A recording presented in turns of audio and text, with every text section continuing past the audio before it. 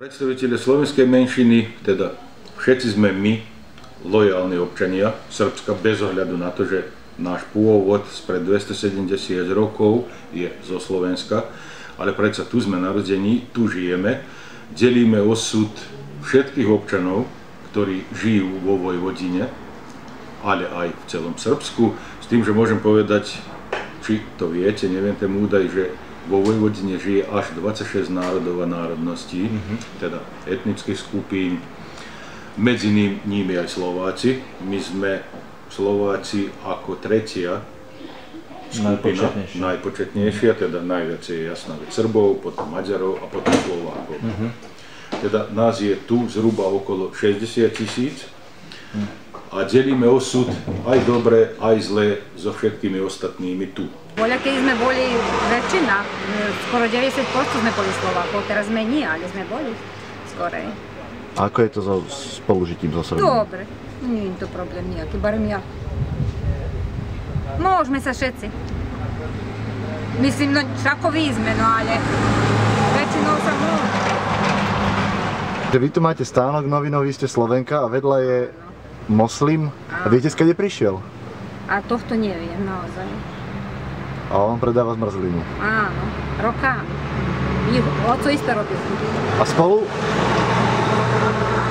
spolu, keď sa rozprávate s ním, tak ako sa rozprávate? Slovensky. Slovensky? Slovensky.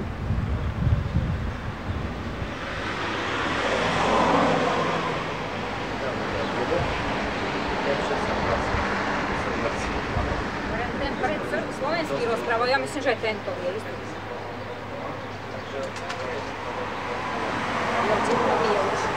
Bačský Petrovec je jediný okres s väčšinovým slovenským obyvateľstvom. Teda zo 4 osád, ktoré patria do tohto okresu, 3 sú väčšinou slovenské. Takže Slováci vlastne očakávajú to, aby mali lepší život. Lepší život v tom zmysle, aby sme vytvárali nové pracovné miesta, teda aby sme prilákali nových investorov, aby sme zriaďovali priemyselné parky. Jednoducho, to je to, čo v tejto chvíli najviacej chýba. Znamená, my sme štát v tranzícii, viete, ako to bolo aj u vás, prechádzame z toho spoločenského kapitálu na súkromný kapitál. Je našťastie v našom okrese, alebo v našej obce, ako my to menujeme, nie je veľa tých obecí tranzície. Znamená, nebolo tu, že prepadli veľké továrne, síce jedna najväčšia prepadla, ale sa vytvorili z nej dve nové. Ktorá to bola tá veľká? To bola kooperatíva, to bola továreň na výrobu metiel, najväčšia v Európe a jedna z najväčších vo svete.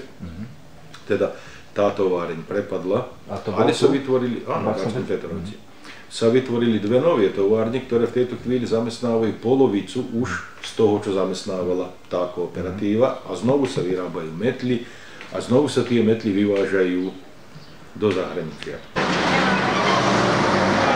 Už som hovorila, že nemáme, mada my hľadajú aj Hlas ľudu, aj Petrovské noviny, ale my to nemáme. Ale keby tu chodili noviny a časopisy zo Slovenska, by to kupovali ľudia? Ja myslím, že by. Hej? Ja myslím, že by.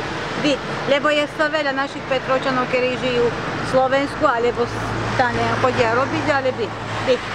Naše očakávania sú predovšetkým, dostali sme sa ako kandidát do Európskej únie, očakávame predprístupové fondy, hoci dosť toho sme už aj my v našom okrese využili, ale to, čo je najdôležitejšie, rovno sa nám teraz otvárajú tie fondy, ktoré sú pre nás najvýznamnejšie. Poľnohospodárstvo, infraštruktúra, to je to, čo my potrebujeme. Hoci, dajme tomu, náš okres sa nemôže zahambiť v tom. Naozaj sme veľmi dobre komunálne vybavení. Zostala nám ešte kanalizačná sieť. Ostatné viac menej máme, ale všetko to môže byť aj lepšie. Ale nemáme plány tak na Slovensku.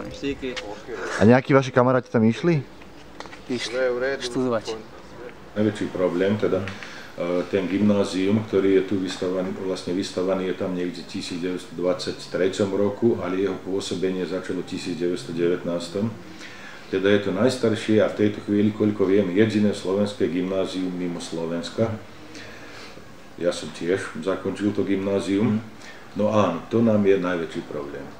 Že tie deti odchádzajú. Že tie deti odchádzajú, takže v tejto chvíli my po súpise alebo sčítaní občanov, ktoré sme mali v minulom roku, v októbri 2011,